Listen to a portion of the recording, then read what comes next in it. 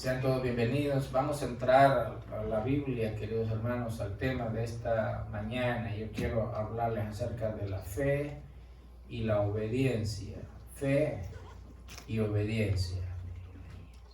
Tendrían que ir de la mano, ¿no? Fe y obediencia. De hecho, la Biblia nos habla acerca de eso. La Biblia está llena de versículos bíblicos al cual nos hablan acerca de la fe y la obediencia.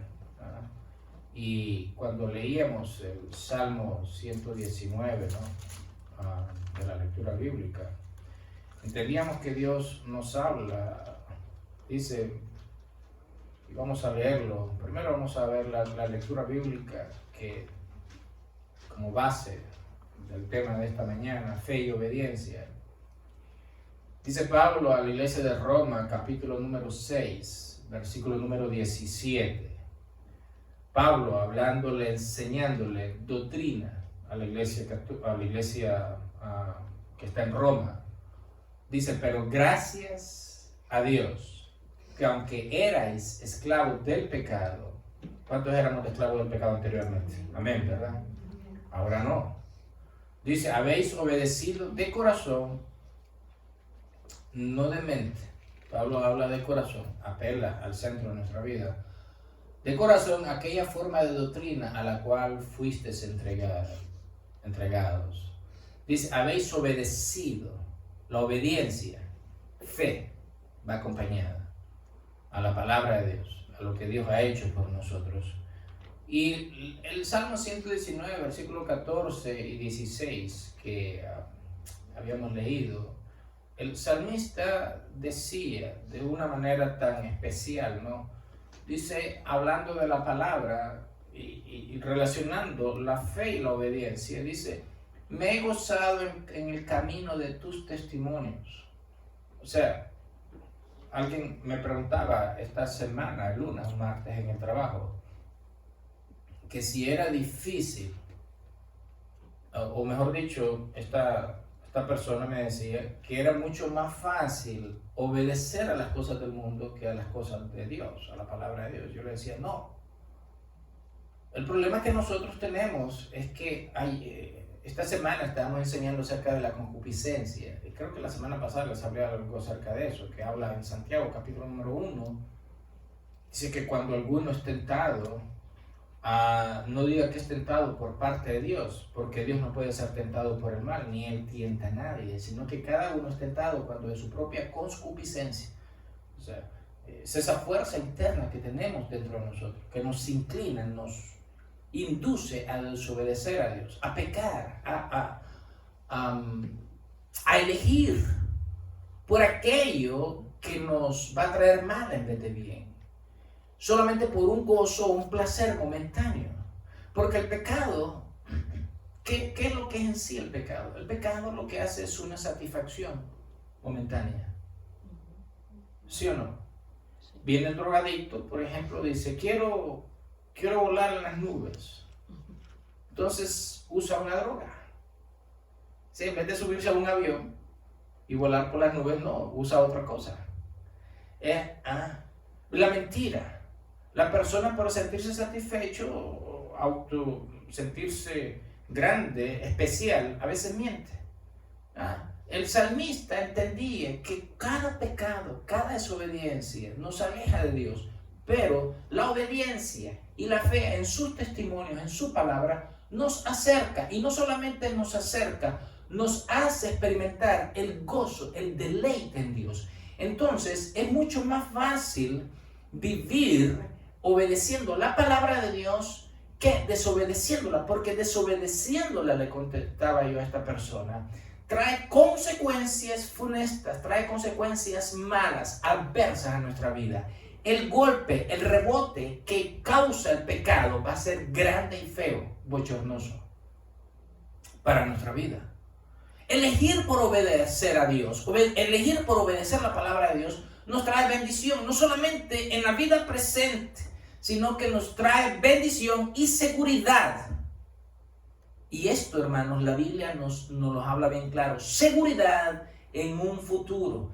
Dice la Biblia que Él visita la maldad de los padres hasta la cuarta generación, pero que Él visita el bien, la salvación de aquellos que lo siguen hasta 1000 generaciones. Así que imagínese usted qué tan poderoso es el gozarse en obedecer los mandamientos de Dios. Me he gozado, decía el salmista, en el camino de tus testimonios, más que toda riqueza. Él lo compara con cualquier cosa de este mundo, compara las cosas celestiales, más que todas las riquezas del mundo. En otras palabras, no existe nada en este mundo que pueda compararse en obedecer a tu palabra, dice el salmista. En tus mandamientos meditaré. En tu palabra, lo que está diciendo, meditaré. En tus mandamientos meditaré. Consideraré tus caminos. En otras palabras, el salmista está diciendo, haré un balance de lo que el mundo me ofrece y lo que tú me ofreces en tu palabra. Voy a ser inteligente y sabio y voy a considerar, voy a elegir obedecer tu palabra. Dice, en tus mandamientos meditaré, consideraré tus caminos, me regocijaré en tus estatutos y no me olvidaré de tus palabras. Me regocijaré, hay gozo, hay alegría, hay deleite en obedecer la palabra de Dios. De hecho, hay tantas promesas en la Escritura, hermanos, para nosotros. Hay tantas promesas que si nosotros empezáramos a contarlas realmente, posiblemente los teólogos han tratado de contar cada promesa de Dios y uno dice un número, otro dice otro número, porque son extremadamente innumerables las promesas de Dios. Y una de las cosas, hermanos, que el ser humano, nosotros como cristianos, es que nuestra fe es una fe viva, es una fe, debería de ser una fe viva. Y al descartar, hermanos, la falsa doctrina de la salvación por obras, porque nadie se puede salvar por las obras, ninguna persona. No importa qué tan rico sea, no importa cuánto dinero mande a un ministerio cristiano, la salvación no se alcanza por obras, no se alcanza tal vez haciendo cosas por los pobres, aunque estamos llamados a hacerlos, ¿verdad? Pero la salvación no se quiere por eso. Posiblemente hemos descuidado de enseñar la salvación sin obediencia, por predicar la salvación sin obras. La salvación sin obediencia tampoco existe. Pablo le recordaba a los cristianos de Roma sobre eso. En el Nuevo Testamento, hermano, nos deja bien claro que no hay diferencia entre la fe y la obediencia. En otras palabras, tienen que ir juntas, no separadas. La Biblia no reconoce ninguna fe que no conduzca a la obediencia, ni ninguna obediencia que no brote de la fe. ¿Entiendes? Van juntas, no van separadas. Estas dos lados de la misma moneda son la misma moneda. En el mensaje de la cruz, hermanos, contiene dos elementos. Cuando Cristo estaba muriendo, hermanos, estaba dando dos vías para nosotros. Número uno, las promesas y de las relaciones que deben creerse y los mandamientos que deben de obedecerse. Jesucristo, cuando estuvo aquí, Él dijo, yo vine no para abolir la ley, sino para obedecerla, para cumplirla. Cuando nosotros, por ejemplo, cuando es que el ser humano se desvía de los mandamientos de Dios para no obedecerlos, los descarta para seguir otro tipo de camino? Cuando seguimos nuestros apetitos. Cuando hablamos de la concupiscencia, la Biblia dice que existen varios enemigos del ser humano. ¿Cuáles son? El mundo, el diablo, la carne. Cuando hablamos de la carne, estamos hablando de la fuerza interna que obliga al ser humano o lo trata de inducir o de engañarlo, de desviarlo para hacer aquello que a Dios le va a ofender y que lo va a alejar de la cruz de Jesús. ¿Entiendes? Lo obliga a obedecer, a prestarle atención a sus apetitos humanos, carnales, y lo desvía su atención para que no obedezca la palabra de Dios. No es que no tenga fe, sino que le desvía su obediencia. La persona cree, pero en ese momento su obediencia y su sujeción a la palabra de Dios es desviada. Obviamente, hermanos, la fe es necesaria para la primera y la obediencia para la segunda. Y lo único que podemos hacer, hermanos, con una promesa, ¿qué cosa es? Es creerla. Es creer en esa promesa. El problema de hoy día, hermanos, radica en que hacemos más hincapié en la fe que en la obediencia. Y muchísimos, hoy día, uno de los trampas del diablo que está colocando en muchísimos ministerios, muchísimas iglesias, es que la superfe se está predicando, se está enseñando acerca de esto. De la superfe, que solamente tienes que creerla, solamente tienes que creer aquella promesa, pero no tienes que sujetarte, no tienes que obedecer. Y la fe y la obediencia tienen que ir juntas. Ahora, cuando hablamos de la fe, cuando hablamos de la obediencia, vamos a describir qué es la fe. ¿Qué es lo que dice la Biblia que es la fe? La fe es la certeza, es seguridad. La fe es certeza, es seguridad. Es confianza en Dios y en su palabra. ¿Qué es entonces la obediencia? Si la fe es certeza, es seguridad, ¿qué es la obediencia? Del latín, obediencia, viene la palabra audire o audire, que significa saber escuchar. Saber escuchar. Es el proceso que inicia en escuchar y termina con la acción de obedecer. Es aceptar la voluntad de una autoridad superior. Eso es obediencia. Ahora, ¿es fácil hacer la voluntad de Dios?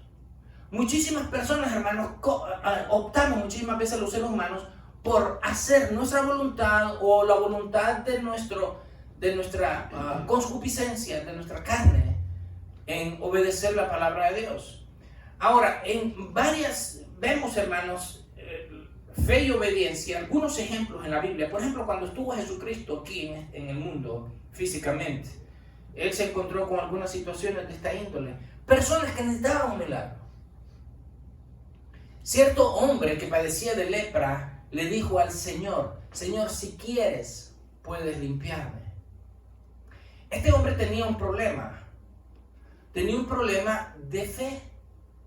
Pero sabía él que si se acercaba a la persona correcta, porque la fama de Jesús, hermanos, se había extendido por todos lados. Jesucristo, la fama de él era extraordinaria. Todo el mundo sabía que él había sanado multitudes a cada persona que se le acercara. Pero este hombre carecía de fe. Él sabía que si se acercaba a él, como se habían acercado miles de otras personas, hermanos, y Jesucristo los había sanado, él podía adquirir un milagro, pero carecía de fe en el sanador. Muchísimas veces eso es lo que nos falta a nosotros. Creemos la palabra de Dios, creemos que lo que Dios ha prometido aquí es cierto, lo creemos, pero muchísimas veces nos cuesta obedecer. ¿Será para mí? ¿Estaré yo incluido en esa promesa? Dice la Biblia en cierto momento, en Marcos capítulo número 4, queridos hermanos, que dice que cuando el sol se ocultaba, dice que multitudes habían venido a él durante todo el día. Imagínense usted, durante todo el día. Pongamos que haya sido 8 horas laborales. 8 horas laborales. ¿Usted se imagina la cantidad de personas que Jesucristo pudo haber sanado? En cierta ocasión alguien se me acercó y me dijo: yo conté los milagros de Jesús, que Jesús hizo en el Nuevo Testamento. Eran 30 y pico, 40 y pico, no sé cuánto. Y me dijo: ¿El qué? Esto está muy alto, bájale un poquito. ¿El qué? Le dije. No. Jesucristo hizo sanidades por miles, cientos de miles. Este hombre se le acerca al Señor y le dice: Señor, si quieres, puedes sanarme. Y Jesucristo le contestó y le dice: claro que quiero. Y le hizo el milagro. O sea, muchísimas personas se pueden acercar a Dios. Yo creo que lo que dice la Biblia es cierto. Yo lo creo. Hay personas, hermanos, que si usted le hace esta pregunta afuera y le dice: ¿usted cree que la Biblia es la palabra de Dios? Miles de personas le van a contestar que sí. Ahora la pregunta es: ¿tienen fe? ¿Cree que aquello que Dios ha prometido para ellos es para ellos mismos, que ellos pueden ser recibidores, recipientes de un milagro de Dios?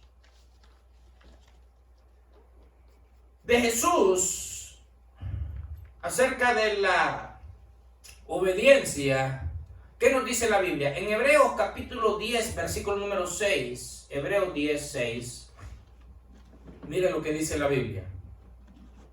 Hebreos capítulo 10, versículo número 6. Dice, holocaustos, no, porque a veces nosotros pensamos y decimos, obedecer es muy duro. Obedecer es difícil. No, es más difícil lo contrario. Lo que sucede es que estamos inclinados a hacer lo malo. Y pensamos que como ya hemos vivido toda nuestra vida en hacer lo malo, en hacer lo que es incorrecto, y nos hemos acostumbrado a eso, pensamos que eso es mucho más fácil. No, solamente miremos las consecuencias a nuestro alrededor de qué es lo que nos ha traído, hermanos, el no obedecer la palabra de Dios. Echemos un vistazo a nuestro alrededor, solamente. No vaya muy largo. Examinaos a vosotros mismos, como decía Pablo a los Corintios. Examinémonos a nosotros mismos. Miremos a nuestro pasado, a nuestra vida pasada. ¿Cómo fue cuando caminábamos sin Dios? Examinemos un poquito. Y nos daremos cuenta que es una mala decisión. Hebreos capítulo 10, versículo número 6 dice, holocaustos y expiaciones por el pecado no te agradaron. Entonces dije, está hablando Jesús, y aquí que vengo, oh Dios, para hacer, ¿qué cosa? Tu voluntad. Como el rollo del libro está escrito de mí. Hacer la voluntad de Dios en la vida de Jesús, hermano, fue lo más agradable para Jesús. Fue lo más deleituoso. ¿Qué se nos dice entonces a nosotros? Si para Jesucristo fue deleituoso hacer la voluntad de Dios. En el versículo número 36 de Hebreos 10, porque el escritor de Hebreos trata de poner un contraste entre la vida de Jesús y la vida nuestra. Dice Hebreos 10:36 acerca de nosotros, dice, porque os es necesario, ¿qué cosa? La paciencia. Ya dieron en el clavo, ¿no? Para que habiendo hecho la voluntad de Dios, obtengáis la promesa. ¿Qué es lo que es necesario, hermanos, para obtener las promesas de Dios? Hacer la voluntad de Dios. La paciencia. La paciencia. Ay, Padre. ¿Cuándo, dicen las mujeres, cuándo este marido mío va a comprender? Hermanos, es que somos diseñados totalmente distintos, ¿saben? Las mujeres están diseñadas a guardar un pequeño recuerdo que para nosotros es literalmente es insignificante. Realmente para nosotros eso no, como decía un pastor, es cáscara. Para nosotros eso no tiene importancia, hermano. La mujer, cuando está en aquel primer día, miró la luna, miró la mariposa que corrió, y uno lo está mirando a ella, ¿me entiendes? Uno no está en esa cosa, ¿no? Y entonces cuando 20, 30, 50 años después te acuerdas cuando aquel primer día, y el hombre, hermanos, es como un disco duro, hermano, sacó aquello desde hace años atrás de su mente.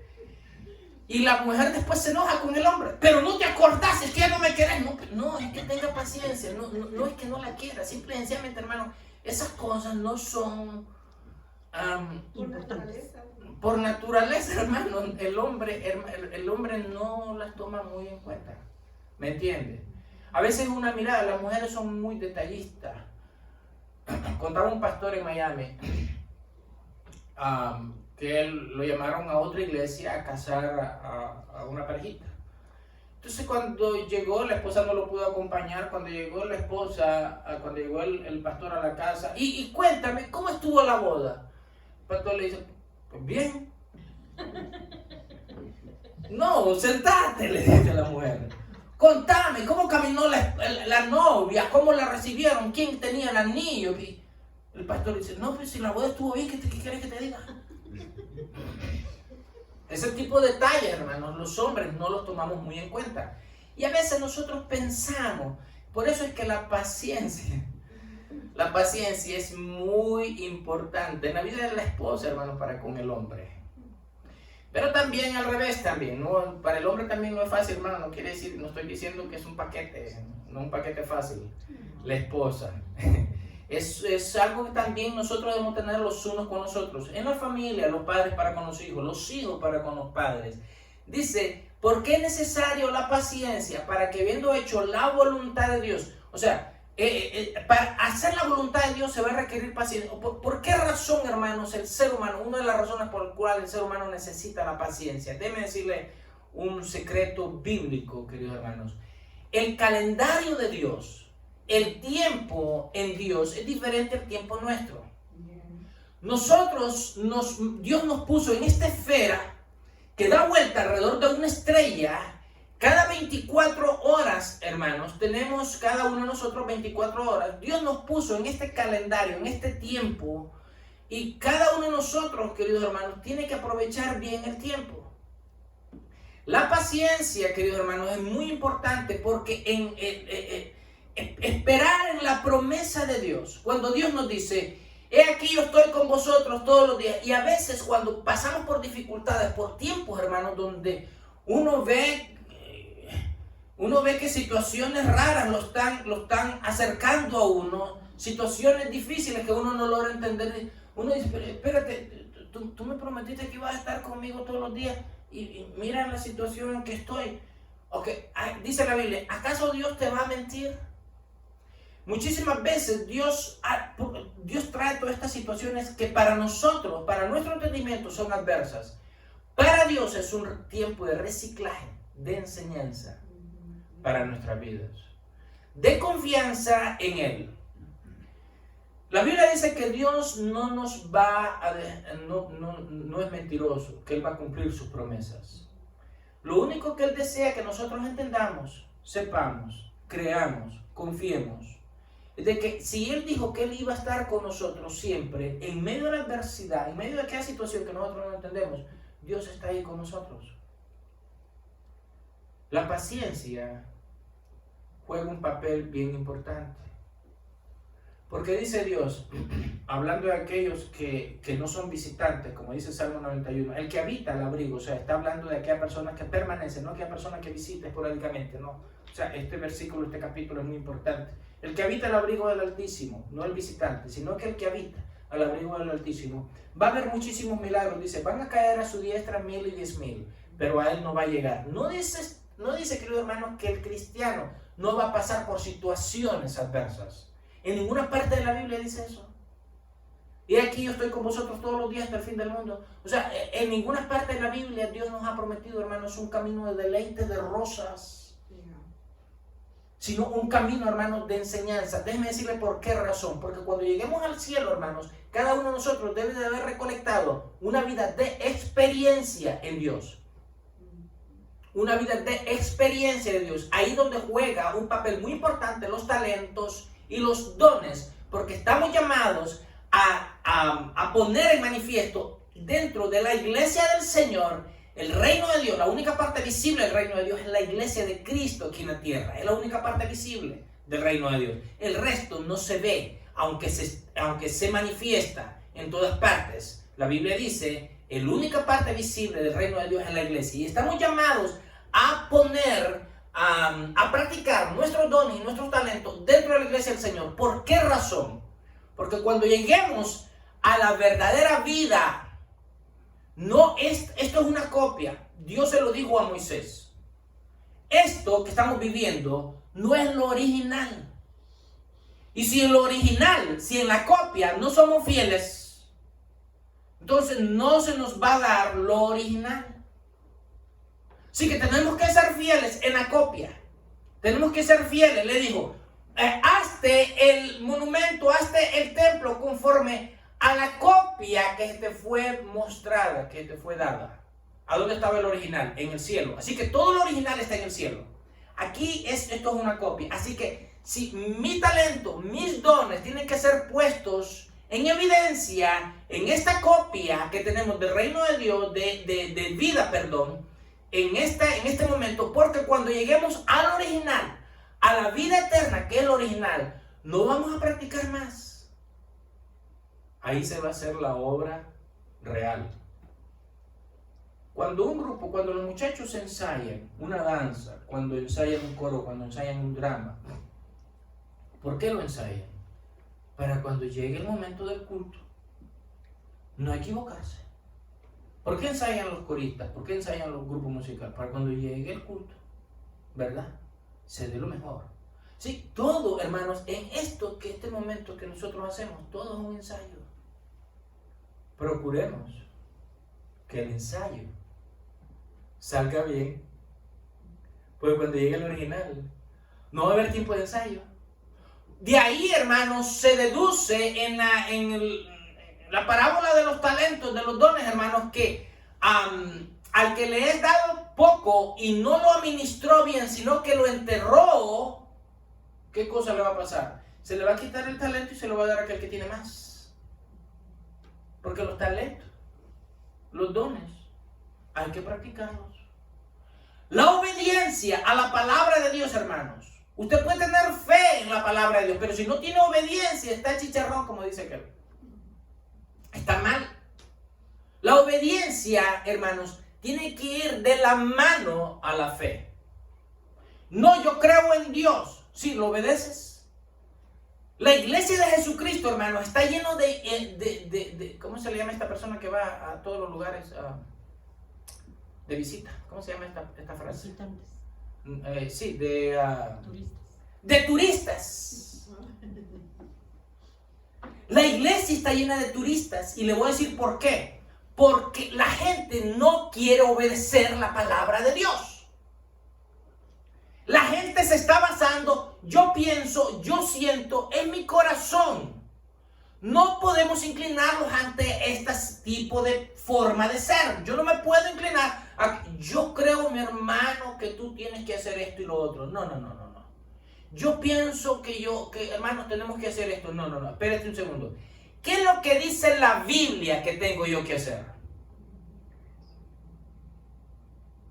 Cuando aquella persona me dice, pastor, es que me profetizaron, y al mes estaba en otro lugar, que tú sé qué pasó con la profecía, fue falsa entonces. Pero ¿por qué la gente se mueve de esta manera?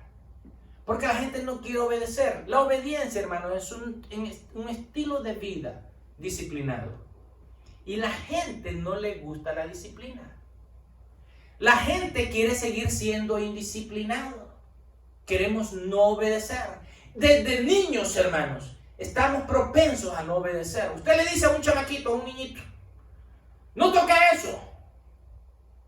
Y como que él razona en su cerebro, como que estuviera razonando, que le estuviera diciendo a usted, tienes la libertad mía para quebrarlo.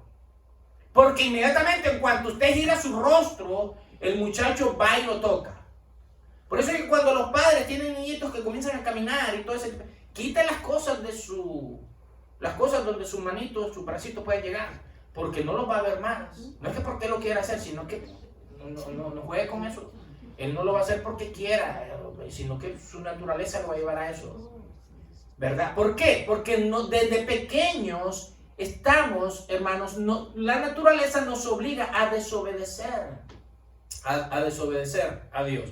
Hay un ejemplo en la Biblia, hermanos queridos, donde pareciera que la fe está incluida, pero la obediencia no.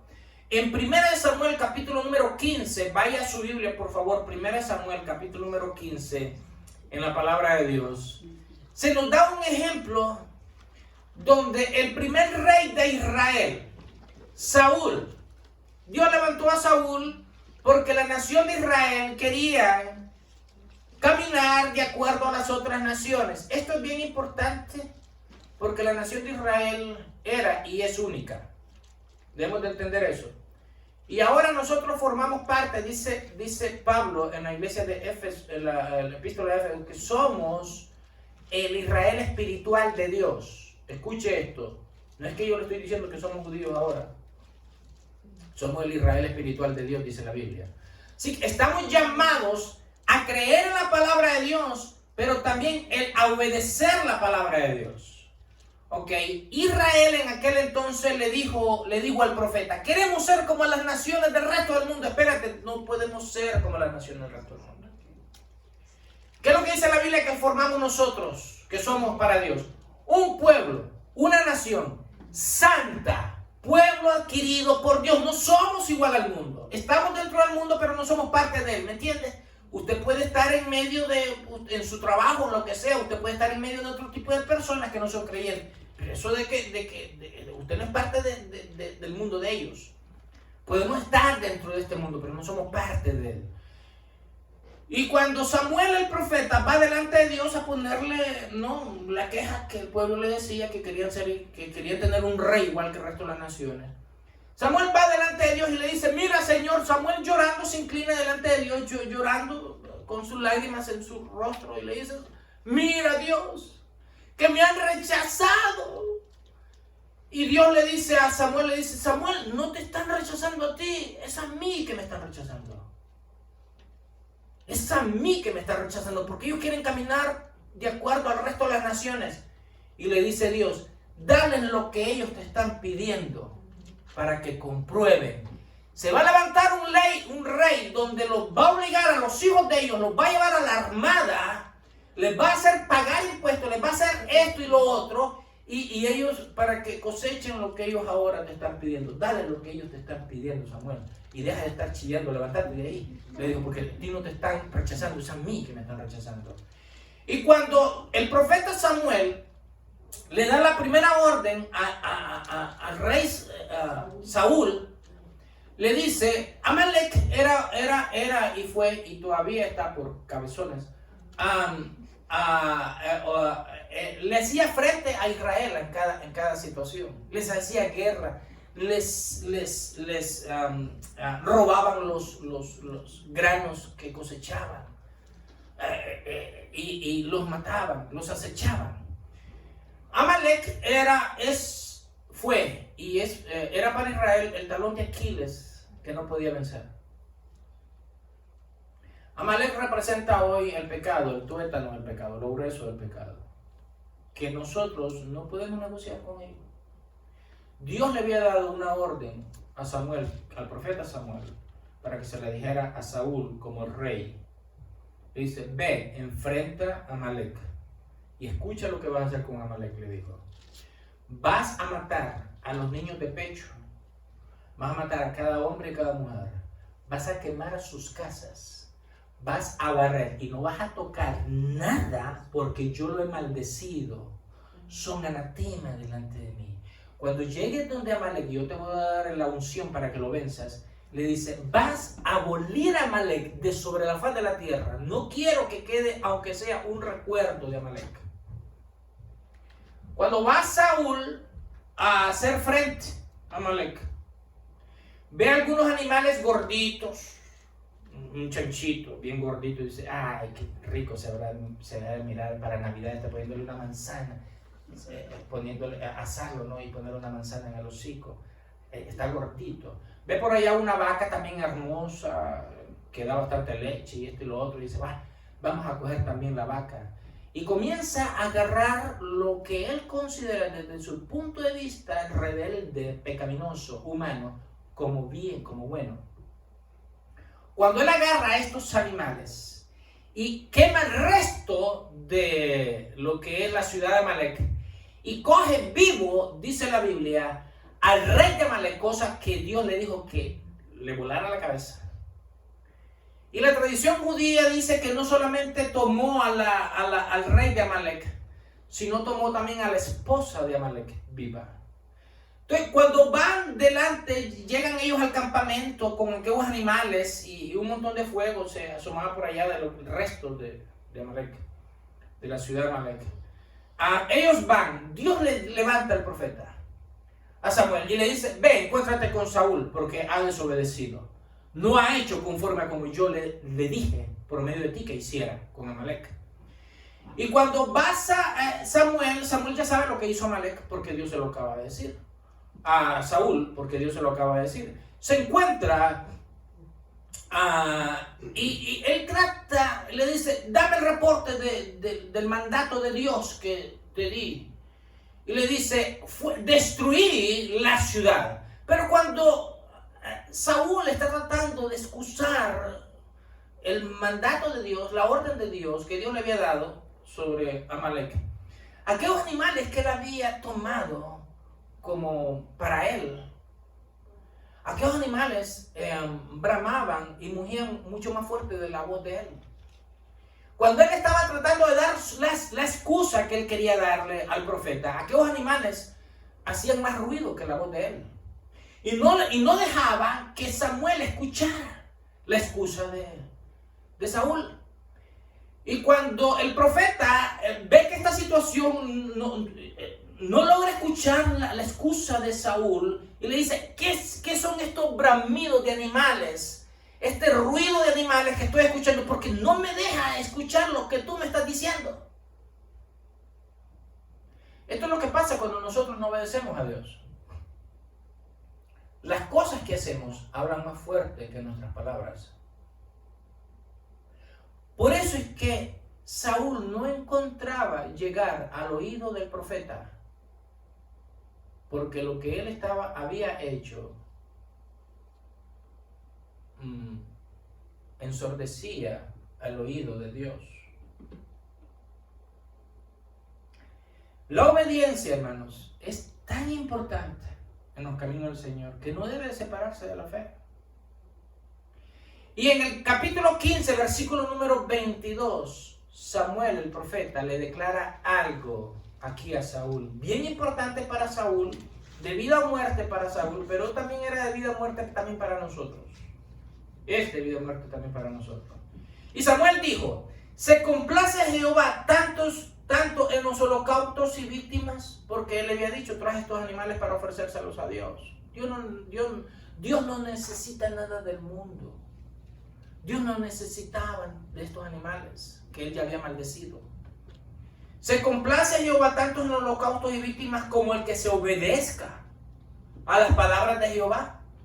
Ciertamente, mire cómo le dice el profeta a Saúl, ciertamente, el obedecer es mejor que los sacrificios, y el que prestes atención que la grosura de los carneros. En otras palabras, le estaba diciendo, tú no me pusiste atención en lo que yo te estaba diciendo. Te dije que quemaras, mataras a todo lo que respiraba en Amalek. Que quemaras todo, que no trajeras nada, que no perdonaras ni a niños de pecho ni a nada. Y tú piensas que quemar animales y la manteca de aquellos animales, quemarlas a Dios, es bueno para con Dios. El que prestes atención de lo que, la orden que yo te di de parte de Dios, lo que le estaba diciendo, parafraseando Samuel a Saúl, que prestes atención en la palabra de Dios y que la cumplas exactamente con punto y coma, es lo más importante para tu vida.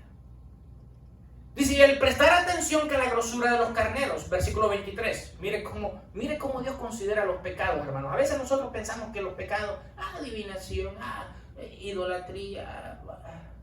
Dice, porque como pecado de adivinación es que es la rebelión. Saúl se rebeló delante de Dios a la palabra del profeta Samuel. Dios lo consideraba a Saúl como ¿quién? Como un brujo, hermano. Como un adivino. Y dice, y como ídolos e idolatría, la obstinación. Cuando a alguien se le está diciendo, esto es lo que dice la Biblia que tienes que hacer, y la persona es obstinada y no lo hace, porque no lo quiere hacer, no es que porque no lo pueda, sino que porque no lo quiere hacer. Porque una cosa es que la persona, a veces uno no puede hacer las cosas, ¿no? Pero otra cosa es que a veces uno tiene la opción para hacerlo y no lo hace. Y como ídolos e idolatría, la obstinación. ¿Qué persona que es obstinada, que no obedece la palabra de Dios? ¿Cómo Dios lo considera? Como un idólatra, hermano. Como un idólatra.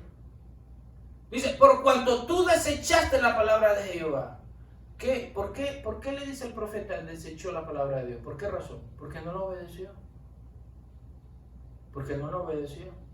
Él también te ha desechado para que no seas rey. Mire que Saúl ungió a Saúl, ¿no? Samuel ungió a Saúl. El problema es que la unción, o sea, cuando la simbología bíblica es muy importante. En la forma que Samuel el profeta ungió a Saúl es un poquito raro. En la forma que Samuel unge a David es especial. Porque en la forma que ungió Samuel a David fue con ¿cómo se llama esto? Donde se ponía aceite.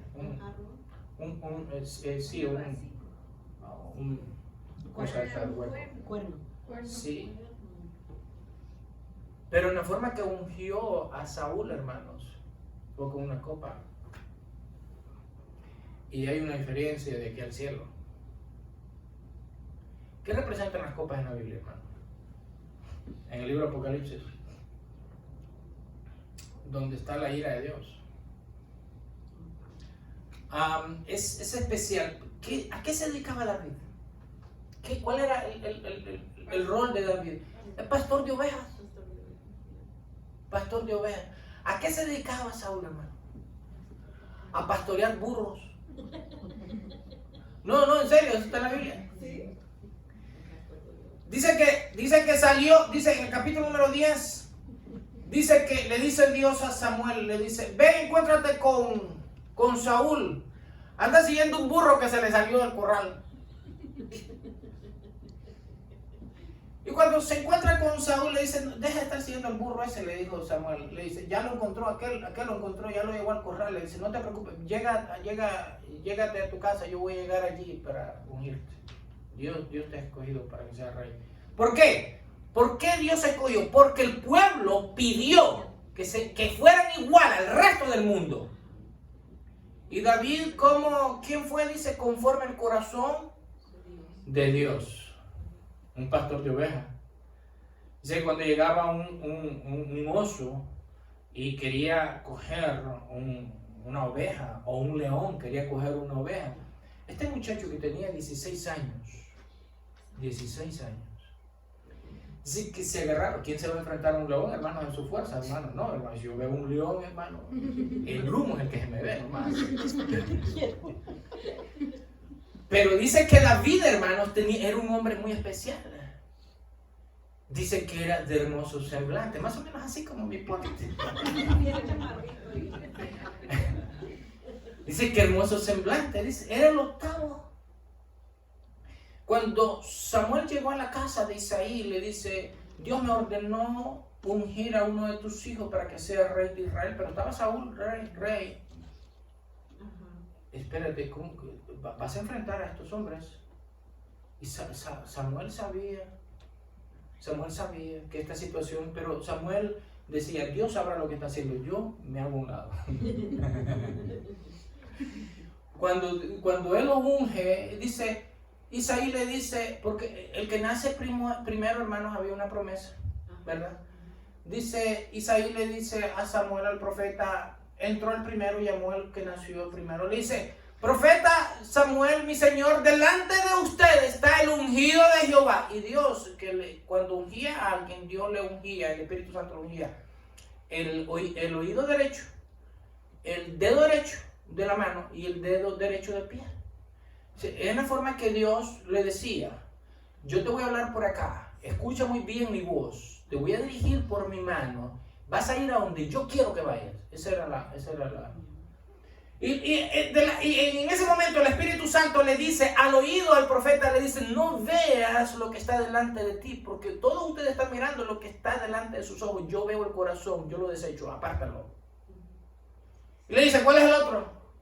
Y viene el segundo y el Espíritu Santo le dice, a un lado. Viene el tercero, a un lado. El cuarto, a un lado. El quinto, el sexto, el séptimo, a un lado. Y ¿cuántos hijos tú tenés tú? Porque en Norteamérica se tienen solamente uno, le dijo. Ustedes tienen 7. Le dice, no. Queda uno, le dice Isaí. Aquel, pero no es importante, no tiene que ser importante. Tiene que ser uno de estos, le dijo. Porque aquel es insignificante, el que está cuidando las ovejas allá en la punta del cerro. Y le dice entonces Saúl, el Espíritu Santo viene donde la vida de Saúl y le dijo, tráelo, porque no me voy a sentar a la cena hasta que él venga, porque él es. Y dice, ahí va trayendo. Y cuando entra Samuel, dice, rubio, hermoso, joven, atlético, así más o menos. Él entra y el Espíritu Santo le dice, derrame el aceite sobre su cabeza porque él es. Inmediatamente le dice Samuel a David le dice, inclínate. Dios te ha ungido para que sea el rey de Israel. Y le vació todo el aceite que tenía él en el cuerno. Y David sabía que era rey, pero David sabía, hermanos, que no había llegado el momento. Y eso le ocasionó a David huir casi toda su vida, porque Saúl, cuando se dio cuenta de esto, que Samuel había ido a la casa de Isaí para ungir a un rey de Israel, no, este me la paga. Este me la va a pagar. ¿Cómo que yo soy el macho aquí de la película? ¿Cómo va a ungir a otro? Y cuando miró a David, lo quiso quitarle la cabeza de la posición donde Dios le había puesto. Y David tuvo que salir huyendo muchísimas veces. Y la obediencia a la palabra de Dios, hermano, fue lo que le sirvió a David para mantenerse firme durante toda su vida, aun cuando hubo un tiempo donde Saúl salió con todo el ejército a seguirlo, y David tenía 10 hombres que se había encontrado por ahí que nadie daba un centavo por ellos. Hombres, hermanos, que la sociedad no daba nada. Los encontró y los restauró, y fueron los más valientes de Israel. De hecho, hasta el tiempo de ahora, el ejército de Israel saca historia de esos grandes héroes de la fe que David restauró. Y cuando dice que Saúl llegó un momento donde él ya no se aguantaba, quería ir al baño. Él entraba, ¿me entiendes? No era como hoy, que hoy pues uno usa ropa interior. En aquel entonces era directo todo. Entró a una cueva y David y sus hombres estaban adentro de la cueva. Imagínense, Saúl no sabía. Si él sabe que hay un león adentro de la cueva, no se mete, ¿no? Pero David se estaba escondiendo de Saúl, y cuando el rey entra a cubrir sus pies, dice la Biblia, es la forma que la Biblia muy educadamente lo define. Al cubrir sus pies, hacer sus necesidades, ¿no? Aquellos están ahí, cuando ven a Saúl que va ahí, alguien le dice a David, uno de los hombres, he aquí el día, en la hora en que Dios te puso en tus manos para que te la desquites, chico. Este te ha hecho cada cosa. Y David en ese momento tiene que tomar una decisión, porque tiene la opción para quitarle la vida. Pero David, inmediatamente el Espíritu Santo que está dentro de él le dice, cuidadito con tocar algo del ungido de Jehová. Porque sea como sea, aceite se derramó en él. Ya, no importa el simbolismo que haya sido, el aceite se derramó en él. Y cuando él hace esto, él coja su manto. Yo imagino a David con unas tijeras. Coge el manto de Saúl y le arranca un pedazo. O sea, él lo dice para prueba, para decírselo. Un día estuviste en mis manos y yo te perdoné la vida. Pero cuando él hace eso, él lo hace con esa intención, pero cuando él hace eso, que él pone algo, un dedo de él en la vida, porque el manto es parte del rey, es parte de Saúl. Cuando él hace eso, el Espíritu de Dios le dice, cuidadito, hiciste algo que no debías haber hecho. Pero él, me imagino que la excusa de él ha de haber sido solamente para darle la prueba que tú pusiste en mi mano y yo le perdoné la vida. Bueno, está bien, pero no lo vuelvas a hacer, porque eso no se debe hacer. Llega un momento cuando él sale y ellos salen atrás de él. Me imagino que cuando Saúl salió, el resto de David y el resto dieron una vueltecita y salieron atrás de Saúl, ¿no? Cuando salen atrás de Saúl, le dice, mi rey, mi señor, yo soy solamente un siervo tuyo. Tú vas atrás de un perro. Tú vas atrás del desierto, siguiendo a un perro muerto como yo. David él sabe que él es un súbdito, porque Saúl todavía es rey. Y él un día va a ser rey, pero tiene que esperar en el tiempo de Dios. Dice, ¿vas a salir atrás de un perro muerto como yo? No, mi señor, yo no. Mira, Dios te puso en mis manos. Y mira la esquina del borde de tu manto. Le hace falta una pieza. Esta es la pieza. Mira, tuviste en mis manos y yo no quise hacerte daño, porque tú eres mi rey. ¿Por qué Dios le gustaba tanto la vida de Saúl? Por 4 veces en la Biblia se nos dice que David era de acuerdo al corazón de Dios, hermano. Un hombre de acuerdo al corazón de Dios. ¿Por qué David le llamó tanto la atención a Dios? Por la obediencia y la fe que él tenía en su palabra, en Dios. David sabía, hermanos, que muchas cosas él podía lograr en el tiempo de Dios. En el tiempo de Dios. Cuando Dios le dijo a Samuel, es tiempo. ¿Por qué? Porque el pecado a Saúl lo iba a alcanzar. Y en un momento donde sus enemigos, aquel hombre que él le perdonó la vida, un descendiente de él, en una guerra, le flechó. Yo imagino que después Saúl debe haber pensado, si hubiera matado al rey, no le hubiera pasado eso, hombre. Si hubiera obedecido. ¿Qué es lo que acarrea la desobediencia? ¿Qué es lo que les quiero decir con esto? ¿Qué es lo que acarrea la desobediencia? Que un día lo que nosotros no queremos obedecer, eso nos va a alcanzar y nos va a traspasar. Por eso la obediencia tiene que... Yo creo en Dios, ok, muy bien, tienes que obedecer a lo que Él te dice. Tenemos que obedecer. Para terminar, hermanos, quiero hacerle una pregunta. ¿Es fácil obedecer? Sí, es fácil obedecer. Si estamos en Dios. Mateo 11:28. Mire cómo dice Mateo 11:28. Dice la Biblia. Venid a mí todos los que estáis trabajados y cargados, y yo os haré descansar. En otras palabras, Él nos quiere hacer fácil la vida. ¿Entendemos? Dice, llevad mi yugo sobre vosotros y aprended de mí que soy manso y humilde de corazón. Y mire cuál va a ser la respuesta. Y hallaréis descanso para vuestras almas. ¿Por qué el ser humano siempre vive sofuscado, preocupado? ¿Qué va a pasar mañana? Ay, el mes que viene, el año que viene, ¿qué va a suceder con los gobiernos del mundo? No te preocupes. Descansemos en Dios. El coronavirus, ¿qué va a pasar? Va a venir otro coronavirus, porque ya el que dijo que iba a venir hace 5 años, ya está diciendo que va a venir otra cosa peor. ¿Será que lo están fabricando? ¿Qué cosa? Descansa en Dios. Olvídate.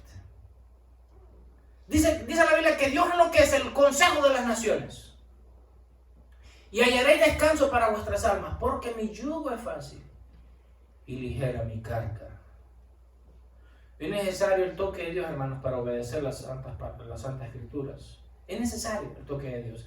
En Lucas capítulo número 24, hermanos, Lucas capítulo número 24, para cerrar quiero decirte esto. Lucas capítulo número 24. Se nos narra una historia. 2 hombres iban de camino a Emaús. Emaús quedaba cerca de Jerusalén. Cuando iban de camino a Emaús, Jesucristo ya había resucitado. Ellos estaban hablando entre los dos acerca de los acontecimientos, de los últimos acontecimientos que habían pasado en Jerusalén.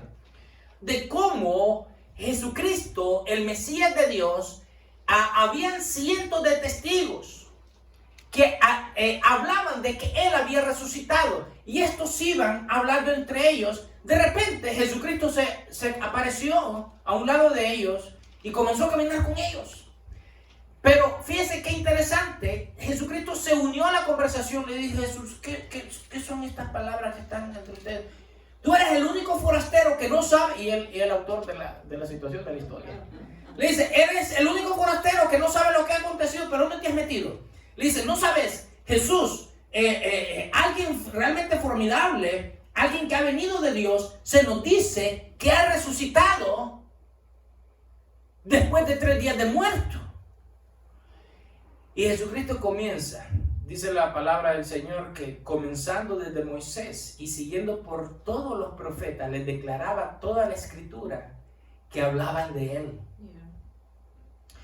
Y llegaron a una aldea, dice, y él insinuó como que se iba a ir de paso, y él les hizo como que se iba más lejos, ¿no? Mas estos 2 hombres le obligaron a quedarse, diciendo, quédate con nosotros, porque se hace tarde, y el día ya ha declinado. Entró pues a quedarse con ellos, y dice en el versículo número 30, y aconteció que estando sentado con ellos a la mesa, hizo algo Jesús, tomó el pan, y lo bendijo, y le partió, y lo dio. Entonces sucedió un milagro extraordinario.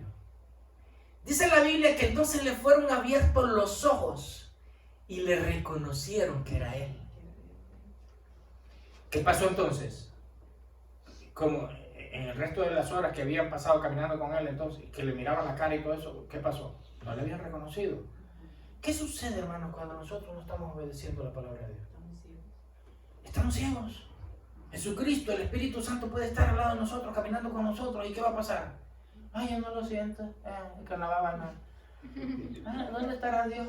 No encuentro a Dios. Y Dios está diciendo, pero estoy aquí. Lo único que tienes es sintoniza tu radio y escucha mi estación.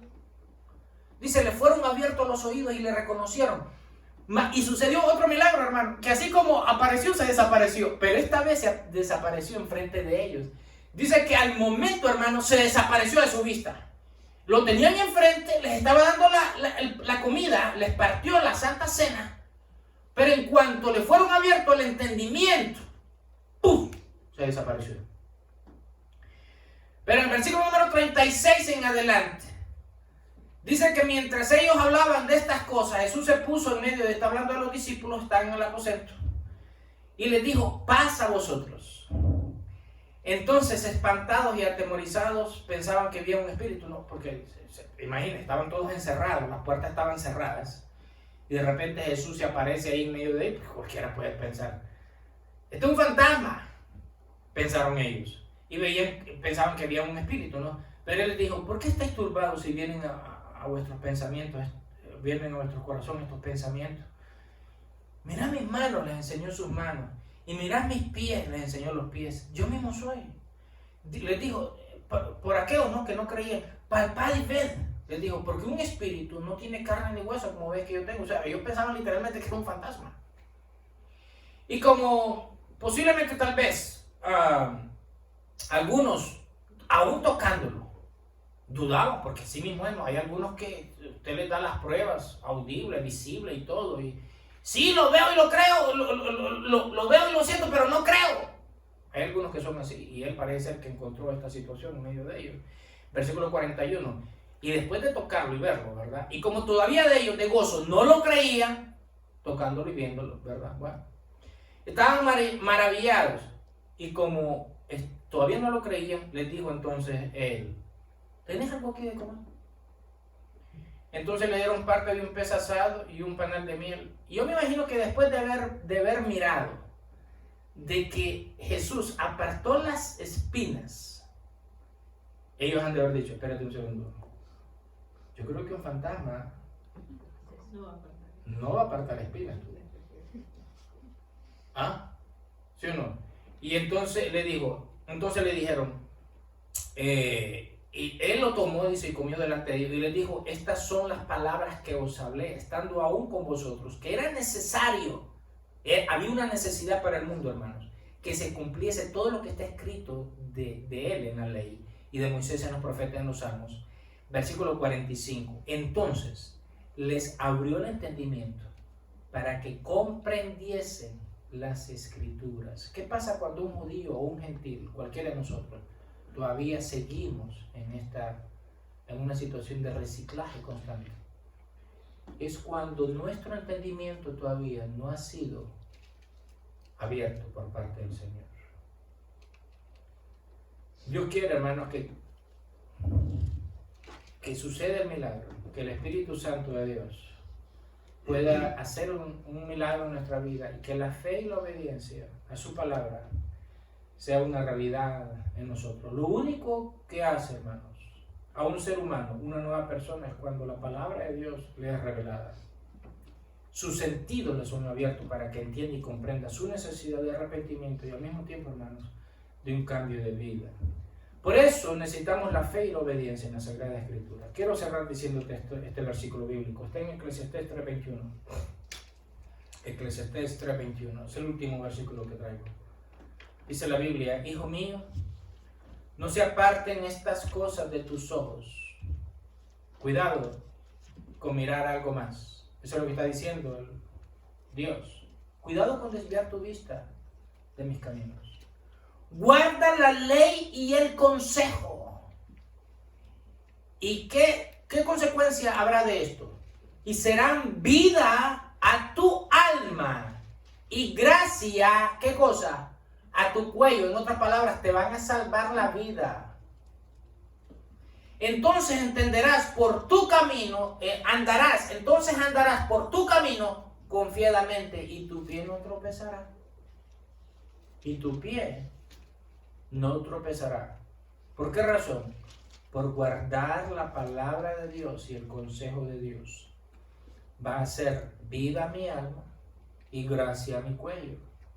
Voy a andar en esta vida confiadamente, porque sé que Dios está a nuestro lado. Incline su corazón, incline sus ojos, vamos a orar. Querido Dios y Padre Celestial, Señor, te alabamos, maravilloso Dios, Señor, por tu amor y tu misericordia, por tu lealtad, oh buen Señor. Ayúdanos, oh buen Señor, que la fe y la obediencia, Señor, tal y como tú lo has dicho en tu palabra, buen Señor, nos siga, esté siempre presente en nuestra vida. No permitas, buen Señor, que nada en este mundo, buen Señor, nos aparte, buen Señor, de obedecer, no solamente de creer en tu promesa, en tu palabra, sino de obedecerla, Señor. Que el guardar tu palabra sea un deleite para nosotros, no sea un peso, Dios de los cielos. Ayúdanos, buen Señor, a ser los seres espirituales, los hijos espirituales que tú deseas. Señor, si hemos cometido faltas, si hemos cometido errores o pecados, ayúdanos, oh Dios de los cielos, Señor, en el nombre de Jesús, a corregirlos. Señor, tú nos has dado, buen Señor, tiempo, lugar, espacio, oportunidad, Señor, para hacerlo. Ayúdanos, oh Dios de los cielos, a la vida de cada uno de nosotros. Danos la gracia, Señor, para que la fe y la obediencia, Señor, sea un deleite en nosotros, Señor, en cumplirla. En el nombre de Jesús, Señor. Amén y amén.